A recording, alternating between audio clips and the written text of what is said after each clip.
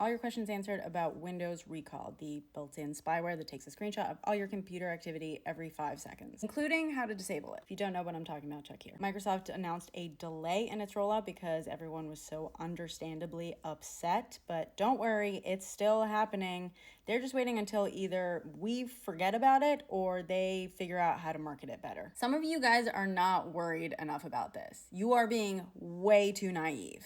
And I am not trying to fearmonger, so I'm gonna answer all of your questions by having an expert answer all your questions, just so you can see I'm not making this up. Number one, people are saying that people don't have to worry about this because it only applies to computers with the new AI chips, except that someone already figured out how to make it work on a computer without the AI chip.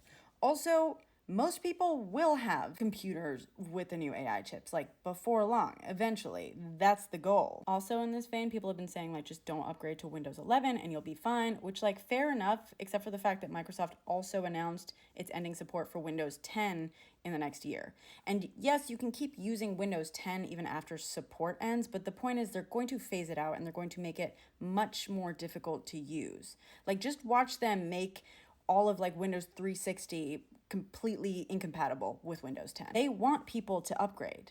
That's the point. For those of you saying like, just disable it and it's fine, like I said in my last video, attackers could just re-enable it, and that's coming from security experts as well. Do you think hackers are just vampires and they require an invitation? When I said that Recall does like 90% of a hacker's job for them, I meant it. Basically cuts down on the amount of time someone needs to have access to a machine in order to do a lot of damage. Hacking ultimately just comes down to detection and operating undetected. And the less time that a program or malware operates within a system, the less likely it is to be detected. The more it can do in a smaller amount of time, the more effective it can be before it gets caught and booted and removed. Basically, any attackers that gain access to your computer no longer have to worry about the capturing of the data. They don't have to worry about like operating long term. All they need is a few minutes to extract everything that's already there. Someone already tested this out using existing malware, an off-the-shelf info stealer, and by the time the info stealer was detected, which took over 10 minutes, all the recall data on this person's computer was extracted. You can run any antivirus software you want, any malware detector you want, but it is not going to detect or flag Windows Recall. It is built in. That's the entire point. So a bad actor, an attacker, could access your computer, run a script that basically enables it without your knowledge, and just let it do its thing. And then they can just re-access your computer and extract the data in under 10 minutes. For those of you saying you have nothing to hide, I mean, that's interesting because Recall will not be hiding information like your passwords or financial account numbers. So send them over. By the way, Recall saves everything, including stuff you've deleted. Ironically, it will protect DRM content. Some of you were upset that I said that the photos were not encrypted originally.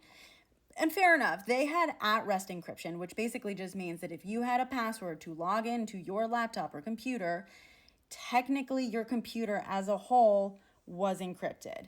That only really protects you if someone randomly like steals your computer from like a car or whatever. It doesn't protect you from info stealers, hackers. Moreover, it's really naive to think that even if you manage to secure your computer against all of these risks, that you're somehow not affected by this or you don't have to worry about it.